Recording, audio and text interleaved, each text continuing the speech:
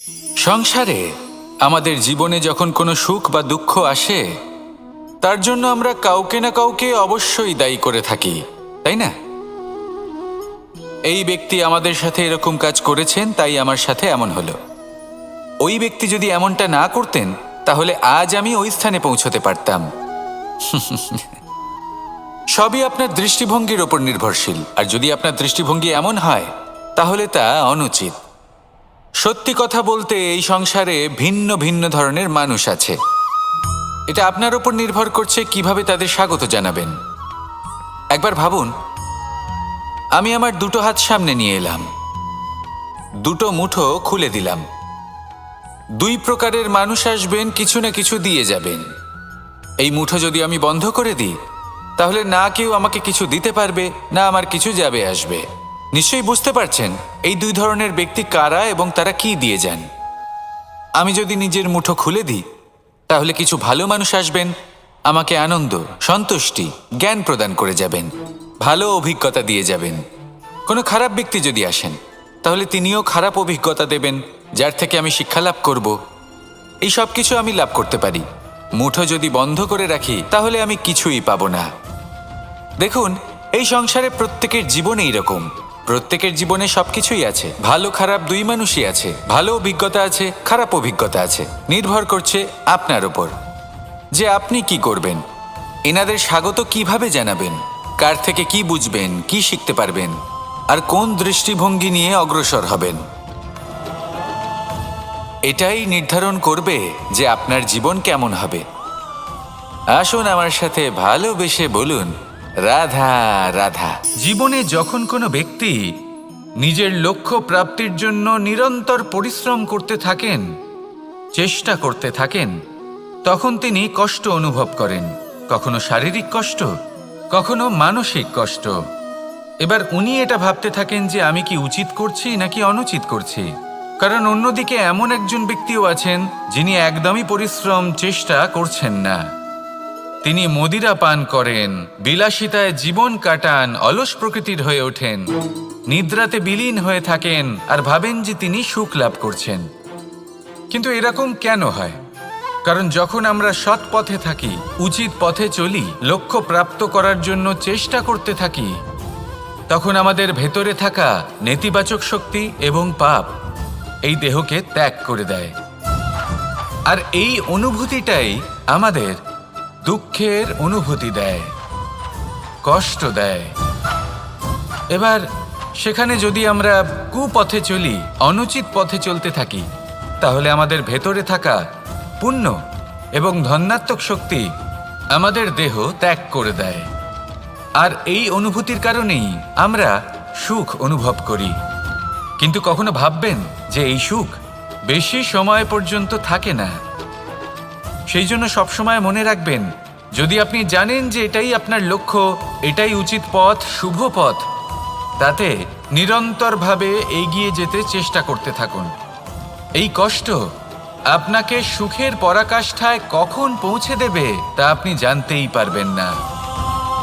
আসুন আমার সাথে ভালোবেসে বলুন, রাধা রাধা। প্রত্যেক মানুষ নিজের জীবনে হীরক তথা হিরে এবং দর্পণ এই দুই দেখেছেন। এই দুই হলো সাদা এবং এরা দুজনেই আলোর প্রতিফলন ঘটায় এবং এরা দুজনেই উজ্জ্বল হয়ে ওঠে। আপনি হয়তো মনে মনে ভাবছেন যে এটা কি ধরনের তুলনা করছি। একটা হিরে তো রত্ন, তার মূল্য দর্পণের থেকে অনেক গুণ বেশি। কিন্তু হিরে থাকাতে দর্পণের মূল্য কিন্তু কোনো অংশে কমে যায় না, তাই না? মানুষ যখন হিরে নিজের হাতে নেয়, তখন সবার আগে কি খোঁজে? দর্পণ, যাতে তার মধ্যে দিয়ে দেখে সে বুঝতে পারে যে সেই হিরে আদৌ তার শোভাবর্ধন করছে কিনা, তাকে ভালো দেখাচ্ছে কিনা, প্রসাধনের জন্য সেটা ব্যবহার করা ঠিক হবে কিনা। অর্থাৎ হীরের উপস্থিতিতে দর্পণের গুরুত্ব কম হলো না। দর্পণের কারণে হীরের মূল্য বোঝা গেল। আমাদের জীবনেও ঠিক এরকমই ঘটে। আপনারা যদি সংসারে নিজের আশেপাশে দেখেন, এমন অনেক মানুষ দেখতে পাবেন যারা নিজেদের ক্ষেত্রে মহান স্থানে পৌঁছেছেন, নিপুণ এবং শ্রেষ্ঠ হয়েছেন। আর তাদের মধ্যে আপনার নিজের মনে হয় যেন আপনি হলেন দর্পণ। নিজেকে ছোট মনে করবেন না। আপনার মূল্য কম হচ্ছে না, আপনার নিজস্ব মূল্য আছে। আর যদি আপনার অস্তিত্ব না থাকে তাহলে ওনাদের অস্তিত্বের মূল্য সংসার বুঝতেই পারবে না। জীবনে সবসময় চেষ্টা করবেন যাতে আপনি আরও বেশি শ্রেষ্ঠ হয়ে উঠতে পারেন।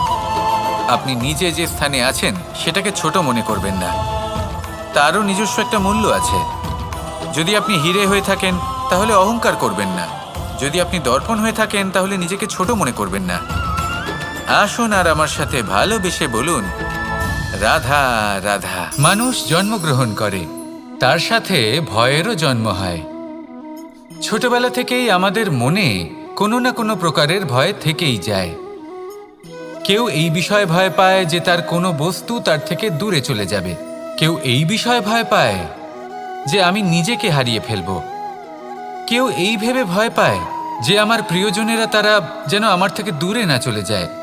কেউ এই ভেবে ভয় পায় যে আমরা যেন পথ না হারিয়ে ফেলি, আদি ইত্যাদি। কিন্তু সত্যি কথা বলতে ভেবে দেখুন, এই ভয় বাস্তবে কি? শুধুই একটা মনস্থিতি, আর কিছুই নয়। যা কিছু আপনি জীবনে পেয়েছেন তা একদিন আপনাকে হারাতে হবে। এই জীবন হলো আপনারই, কিন্তু তাও একদিন সমাপ্ত হবে। তাই ভয় পেয়ে কি লাভ? এই ভয় শুধু আপনাকে জীবনযাপন করা থেকে বাধা দিচ্ছে, আর কিচ্ছু নয়। পথ হারিয়ে ফেললেই বুঝতে পারবেন যে নতুন পথ কিভাবে বানাতে হয়। কিছু মানুষকে জীবন থেকে হারালে তবেই আপনি বুঝবেন যে আপনার আপনজনকে। এই ভয়ের কারণে ভীত হয়ে থাকবেন না। এই তারা নক্ষত্র অন্ধকারের অভাবে গুরুত্ব হারায়। শিবকেও মহাদেব হওয়ার জন্য বিষ পান করতে হয়েছিল। প্রত্যেক পরিস্থিতি, প্রত্যেক সাফল্য আপনার পরীক্ষা নেবে, তাতে উত্তীর্ণ হওয়া হলো আপনার কর্ম। যখনই আপনি ভয় পাবেন বা সংকটের সম্মুখীন হবেন, তখন সাহসের সাথে তার সম্মুখীন হন। মনে রাখবেন, যে সম্মুখীন হতে জানে সাফল্য তার সাথে সবসময় থাকে। আসুন আর আমার সাথে ভালোবেসে বলুন, রাধা রাধা। এই সংসারে সবথেকে বেশি কোমল বস্তু হলো রেশম। এই রেশম এতটাই কোমল হয় যে এর পুরো একটা থান শুধুমাত্র একটা হাতে ধরা সম্ভব। কখনো ভেবে দেখেছেন এই রেশম কিভাবে হয়? একটি কীট তার লালার দ্বারা উৎপন্ন হয়। এই কীট সেই রেশমকে পাক দিতে থাকে, পাক দিতেই থাকে, আর আস্তে আস্তে তার মধ্যেই জড়িয়ে পড়ে। শেষে ওর এই সুন্দর অমূল্য সৃষ্টি রেশমের এই সুতো, তার নির্মাণ কার্য পূর্ণ হয়। কিন্তু তাতেই ও নিজে বন্দী হয়ে যায়। নিজেরই মায়াজালের এই বন্দী গৃহে নিজেই ফেঁসে যায়।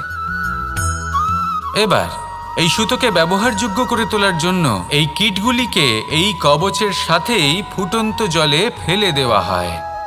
এই সংসারে যদি আমাদের স্বপ্ন এই সংসারের দুঃখ হরণ করার জন্য, এই সংসারে সুখ বিতরণ করার জন্য হয়, তবেই আমাদের প্রগতি সম্ভব। যদি আমাদের এই স্বপ্ন শুধুই আমাদের এবং আমাদের স্বার্থ সিদ্ধির জন্য হয়, তাহলে এই স্বপ্ন আমাদের অন্ধ করে দেবে, আমাদের অন্ধকারের পথে নিয়ে যাবে, আর আমরাও সেই কীটের মতো হয়ে যাব। নিজেদেরই মায়াজালে আমরা নিজেই ফেঁসে যাব, আর শেষে আমরা যদি কিছু লাভ করি তা হবে একাকিত্ব, অন্ধকারময় মৃত্যু। তাই স্বপ্ন অবশ্যই দেখুন, কিন্তু এমনভাবে স্বপ্ন দেখবেন না যে তার এই বন্দিগৃহে আপনি নিজেই ফেঁসে গেলেন। স্বপ্ন দেখুন পরোপকারের, পরমার্থের, সবাইকে উদ্ধারের, অন্ধকারের নয়। তবেই কল্যাণ হবে, আর তবেই এই হৃদয় প্রসন্ন হয়ে বলবে, রাধা রাধা। মানুষ যখন এই সংসারে প্রবেশ করে, অর্থাৎ জন্মগ্রহণ করে, তখন নিশ্চিন্তে থাকে, আনন্দে থাকে। কিন্তু যেইমাত্র তার মধ্যে বোধশক্তি আসে, তখন সে চিন্তা করতে শুরু করে। চিন্তা ভবিষ্যতের, সেই সমস্ত বিষয় নিয়ে চিন্তা করে যা ওর হাতে নেই। তারপর বড় হয়, বিবাহ সম্পন্ন হয়, গৃহস্থ জীবন যাপন করে, তারপর আবার চিন্তায় মগ্ন হয়ে যায়। ভাবে, এই যে আমার পরিবার, আমি কি ঠিকমতো তার খেয়াল রাখতে পারছি? কাল যখন আমি এই সংসার থেকে চলে যাব, তখন আমার এই পরিবারের দেখাশোনা কে করবে? শেষ পর্যন্ত এই পরিবার তো আমারই উত্তরদায়িত্ব। যাক, আপনাকে একটা প্রশ্ন করি। এই সংসারে আসার পূর্বে আপনি কি এই প্রশ্ন করেছিলেন, এটা ভেবেছিলেন যে আমাকে ছাড়া এই সংসার কিভাবে চলবে? করেননি, তাই তো? তাই আপনার এটা নিয়ে দুশ্চিন্তা করার প্রয়োজন নেই যে আপনি যখন এই সংসার ত্যাগ করে চলে যাবেন তখন কি হবে। আপনি যখন ছিলেন না তখনও এই সংসার চলছিল, আপনি যখন এই সংসার ত্যাগ করবেন তখনও এই সংসার চলতে থাকবে। যদি কোনো বিষয়ের প্রভাব থাকে তা হলো আপনার আজকের তথা বর্তমানের কর্ম, অর্থাৎ আজ আপনি কি করছেন, কার জন্য মঙ্গল করছেন, কাকে প্রেরণা দিচ্ছেন, কাকে সাহায্য করছেন, কোন উদাহরণ প্রস্তুত করছেন। আপনি এই সংসারে যে ছবি অঙ্কন করবেন সংসার সেটাই মনে রাখবে। তাহলে শুধু সৎকর্ম করুন, মঙ্গল করতে থাকুন, আর আমার সাথে ভালোবেসে বলুন রাধা রাধা। একবার একটা শেয়াল বনে বিচরণ করছিল। ও একটা ছোট্ট শাবক দেখতে পেল। ও ভাবল, আজ একেই আমি খাবার হিসেবে গ্রহণ করব। আশেপাশে দেখলেও কেউ দেখছে না তো, কেউ ছিল না, আর সেই শাবকের ওপর আক্রমণ করল, যা হলো একটা ঘোর অপরাধ। বনের নিয়ম অনুসারে আপনি কখনোই শাবকের ওপর আক্রমণ করতে পারেন না। তারপর এই খবরটা যখন রাজা সিংহ জানতে পারলেন, সভার আয়োজন করলেন। কিন্তু সেখানে শেয়াল বলল, আমি তো এরকম কিছু করিনি। কিন্তু যদি আপনি এরকম বলেন, কোনো প্রমাণ দিন, এর কোনো সাক্ষী আছে? তখন রাজা সিংহ পেঁচাকে ডেকে পাঠালেন, যে সেই মুহূর্তে বৃক্ষের শাখার ওপর বসেছিল, সে সব কিছু দেখেছিল। পেঁচা সব সত্যি কথা বলল, আর শেয়ালকে মৃত্যুদণ্ড দেয়া হলো। এবার এই কাহিনী আমি আপনাকে কেন শোনালাম? কারণ মানুষও কখনো কখনো এরকম কর্ম করেন যা শিয়াল করেছে। এটা ভাবেন কেউ দেখছে না, যখন আমি অনুচিত কর্ম করতেই পারি। কিন্তু না, আপনি যাই করুন না কেন, কেউ না কেউ অবশ্যই তা দেখছে। কোনো ব্যক্তি না হলেও কোনো প্রাণী, না হলে কোনো যক্ষ বা দেব বা প্রেত। যদি এনারা কেউ না দেখেন, তাহলে ধরিত্রী মাতা দেখেন, যেখানে দাঁড়িয়ে আপনি সেই কর্ম করছেন, তাই না? তাই একটা কথা সবসময় মনে রাখবেন, কে দেখছেন কে দেখছেন না সেই বিষয়ে ভাবা ছেড়ে দিন। এটা খুব সহজ কথা। আপনি যদি উচিত কর্ম করেন, উচিত ফল পাবেন। যদি অনুচিত কর্ম করেন, তাহলে আপনি অনুচিত ফল অবশ্যই পাবেন। সেই জন্য উচিত পথে চলতে থাকুন, উচিত কর্ম করতে থাকুন, আর আমার সাথে ভালোবেসে বলুন রাধা রাধা। সুখ, দুঃখ এবং শক্তি, এই তিন হলো এই সংসারের ত্রিদেবের মতো। আমাদের জীবনে যা কিছু ঘটছে এই তিনটির ভিত্তির উপরেই হচ্ছে। আসলে এই সংসারের একটা নিয়ম আছে, যখনই আপনি কিছু লাভ করেন, এই সংসার আপনার পরীক্ষা নেয়। এটা জানার জন্য আপনার পরীক্ষা নেয় যে আপনি যা কিছুই লাভ করেছেন, আপনি কি আদৌ সেটার যোগ্য কি না। ঠিক সেইভাবেই এই সুখ, দুঃখ এবং শক্তি আপনার পরীক্ষা নিয়ে থাকে। যখন সুখ আসে, তখন সে আপনার পরীক্ষা নেয় যে আপনার মধ্যে অহংবোধ জাগ্রত হয়নি তো। যদি অহংবোধ চলে আসে, তাহলে সুখ সেখানেই সঙ্গ ত্যাগ করে।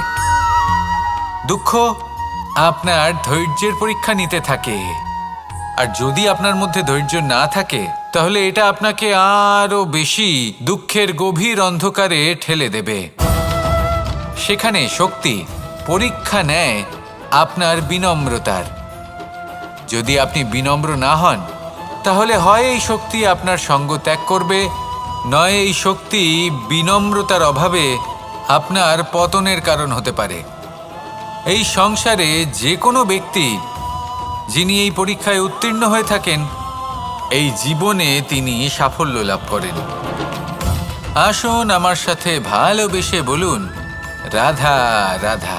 আমি মনুষ্যরূপে জন্ম নিয়েছি এবং সমস্ত কর্ম এই রূপেই করেছি। কিন্তু আশ্চর্যের বিষয় হলো যে আজও মানুষ আসেন এবং হাত জোড় করে প্রার্থনা করেন যেন আমি ওনাদের সহায়তা করি।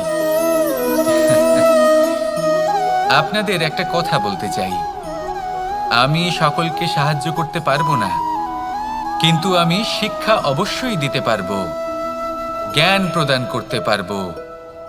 এমন কিছু জ্ঞান যার ভিত্তিতে মানুষ যা চাইবেন তাই লাভ করতে পারবেন, যদি সঠিক কর্ম করতে থাকেন। যখন কংসের অসুররা গোকুলে ধ্বংসলীলা চালাচ্ছিলেন তখন আমি কারোর থেকে সাহায্য চাইনি। আমি দাঁড়িয়েছিলাম এবং আমি তার বিরোধিতা করেছিলাম। সবাই বলেন যে আমি ছোট্ট একটা আঙুলে গোবর্ধন পর্বত তুলেছিলাম, কিন্তু আমি কি ওখানে একা ছিলাম? কখনোই নয়। আমার সাথে অসংখ্য গোকুলবাসী, অসংখ্য বর্ষণাবাসী ছিলেন, নিজের হাতে একটা লাঠি নিয়ে। ওনাদের মনোবল, ওনাদের আশীর্বাদ আমার সাথে ছিল। মহাভারতে আমি শুধুই শিক্ষক ছিলাম, আমি শুধুই শিক্ষা দিয়েছি। লক্ষ্য সাধন করেছে অর্জুনই, যুদ্ধ করেছে অর্জুনই এবং জয়ীও হয়েছে অর্জুনই। আমি শুধুই শিক্ষা দিতে পারি। অবশেষে আপনাকে শুধু এটুকুই বুঝতে হবে যে ঈশ্বর সবকিছু করতে পারেন না, করতে হবে আপনাকে। ঈশ্বর আপনাকে আশীর্বাদ করতে পারেন, যে কাজ আপনি মন থেকে করবেন সেটা অবশ্যই পূরণ হবে।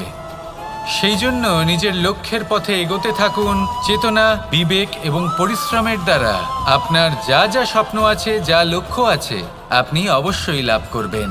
আর এই মন সুপ্রসন্ন হয়ে বলবে, রাধা রাধা। ভোজন।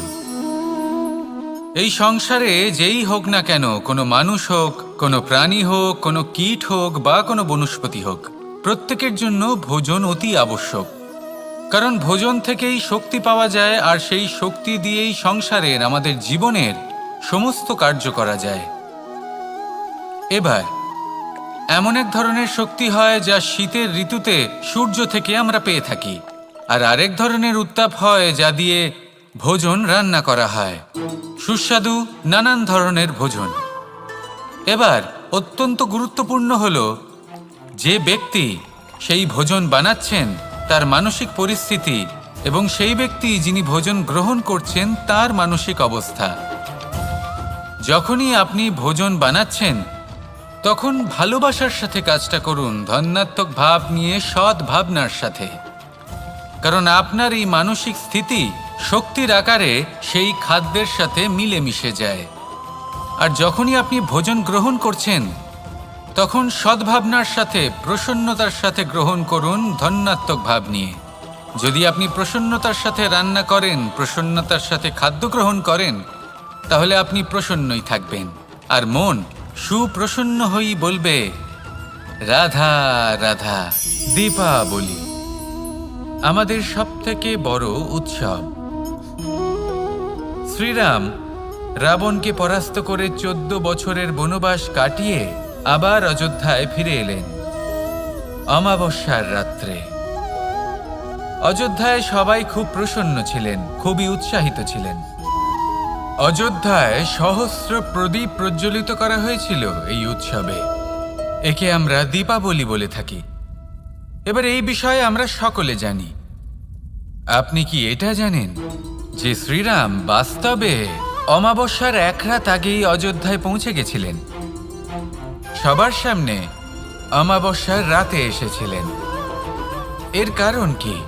শ্রীরাম প্রমাণ করতে চেয়েছিলেন যে যে কোনো সময়, দিন হোক বা রাত, শুভ বা অশুভ হয় না। শুভ অশুভ কিছু থাকলে তা হলো মানুষের চিন্তা, তার ভাবনা, তার নির্বাচন আর তার কর্ম। নিজেই দেখে নিন, শ্রীরাম শুভ কাজ করে ফিরেছিলেন এবং অমাবস্যার মতো গভীর এক রাত্রিকেও দীপাবলিতে পরিবর্তিত করেছিলেন। এমনটাই যদি আমরা করতে পারি, তাহলে এমন কোনো গৃহে যান যেখানে অসহায় ব্যক্তি রয়েছেন, যা অন্ধকারাচ্ছন্ন, আর সেখানে প্রকাশ প্রজ্বলিত করুন। প্রকাশ সহায়তার, প্রেরণার, আশার। যদি এমন কিছু আমরা করতে পারি তাহলে তাকে প্রকৃত অর্থে দীপাবলি বলা যেতে পারে। তাহলে নিজের পরিবারের সাথে দীপাবলি পালন করুন। আপনাদের শুভেচ্ছা জানাই। আসুন আর আমার সাথে ভালোবেসে বলুন, রাধা রাধা। এই শুকনো পাতাটিকে দেখুন, নিষ্প্রাণ হয়ে পড়েছে। কোনো একটা সময় এই পাতাটি একটা গাছের ডালে ছিল। সেই গাছ ওর লালন পালন করত। যখন যখন বাতাস বইত, এই পাতায় কম্পন দেখা দিত, মনকে প্রফুল্ল করে তুলত। কোনো একদিন এই পাতা গাছের ডাল থেকে ঝরে পড়ে গেল।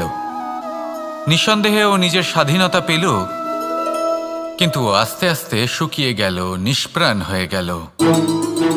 দেখুন, আমি এই কথা বলছি না যে স্বাধীনতা অনুচিত, কখনোই না।